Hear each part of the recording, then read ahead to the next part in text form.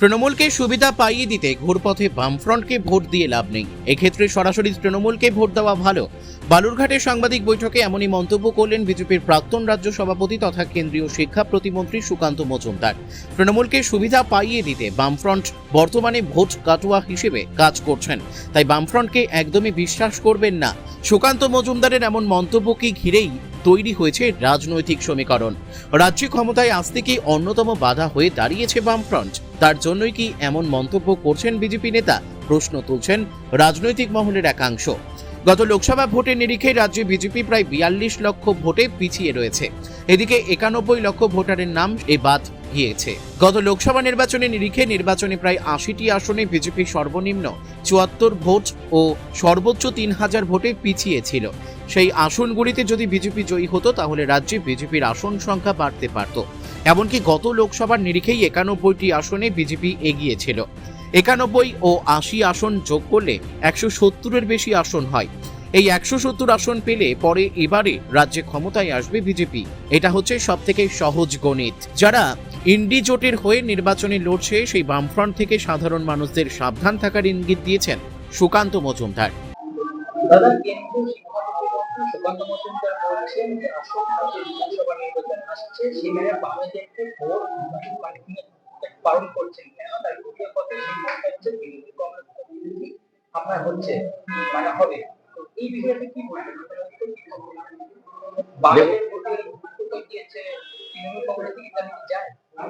দেখুন, উনি কি বলেছেন আমি তো শুনিনি, সুতরাং একদম যে উনি কি বলেছেন সেটা না শুনে সম্পূর্ণটা বলা উচিত হবে না। কিন্তু একটা কথা শুধু বলতে পারি এই প্রসঙ্গে, যখন মমতা বন্দ্যোপাধ্যায় ক্ষমতায় আসেননি তখন উনি স্পষ্ট বলেছিলেন যে বামফ্রন্টকে হারানোর জন্য আমি বিজেপিকে সামনে নিয়ে এসে লড়াই করব। সবাই সেই কথাটা শুনেছিল। আর আরএসএস এর মোহন ভাগবত স্পষ্টই বলেন যে মাননীয় মমতা বন্দ্যোপাধ্যায় ওনাদের দুর্গা। সুতরাং সম্পর্কটা যে কতটা গভীর ওনাদের সেটা আমি বলার কেউ না, প্রত্যেকটা মানুষ জানেন। সুতরাং তৃণমূল এবং বিজেপি একে অপরের পরিপূরক এবং আমাদের রাজ্যে তৃণমূল আসার পরেই বিজেপির উত্থান। সুতরাং বাস্তবে তৃণমূল আর বিজেপি একই সঙ্গে লড়াই করে, একই পয়সা রিপিটার ওপিট। আমি শুধু এটাই বুঝি না যে ওনারা আলাদা কেন প্রার্থী দেয়, ওনারা একসঙ্গেই প্রার্থী দিলে পারেন।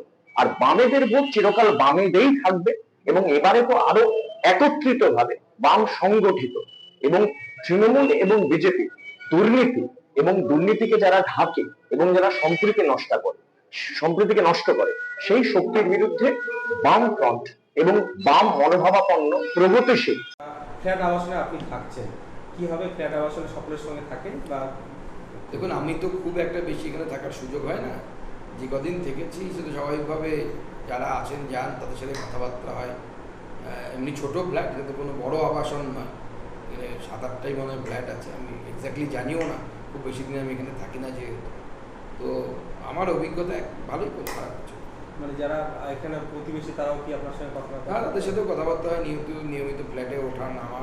আমার পরিবার থাকে, তারা নিয়মিত যে ফ্ল্যাটের যে মিটিং হয় তাতে অংশগ্রহণ করে। আমার পক্ষে সম্ভব হয়। সুকান্ত মজুমদার আজকে প্রেস মিট করে বলেছে যে বামপন্থীদেরকে ভোট দেবেন না, বামপন্থীকে ভোট দেওয়া মানে আখেরে তৃণমূলের লাভ। এটা নিয়ে কি বলবেন? আচ্ছা দেখুন, আসলে সুকান্ত মজুমদারের বলার পিছনে কারণ আছে, কারণ ওদের তো নিজস্ব কোনো ভোট ব্যাংক নেই। যেগুলো দেখা গেছে আগে যেগুলো বামফ্রন্টের ভোট ছিল সেগুলোই ট্রান্সফার হয়েছিল অনেকাংশে বিজেপির দিকে। তো এখন যদি বামফ্রন্টের ভোট বামফ্রন্টে ফিরে যায় তাহলে তো বিজেপির হৃদকম্প হওয়ার কথা, সেটাই সুকান্তবাবুর হয়েছে। তাই জন্যই উনি এই কথাটা বলেছেন। বালুরঘাটের মানুষ বামপন্থীদের ইতিহাসও জানেন, তৃণমূলও অনেক দিন ধরে এখানে কাজ করছে, ওরা জানেন। আমার ধারণা মানুষ ভেবেছেন যে ভোট দেবেন। দেখুন, বিজেপির বালুরঘাটে যে সংস্কৃতি আনতে চাইছি সেই সংস্কৃতিটাকে কোথাও রুখে দেওয়া দরকার বালুরঘাটের মানুষের। তার জন্যেই মানুষের ভাবনা চিন্তা করে এবারে নিশ্চয়ই তারা ভোট দেবেন, এমনটা আমি আশা করি। বালুরঘাট থেকে মান্টি সিং এর রিপোর্ট, কুলিক নিউজ।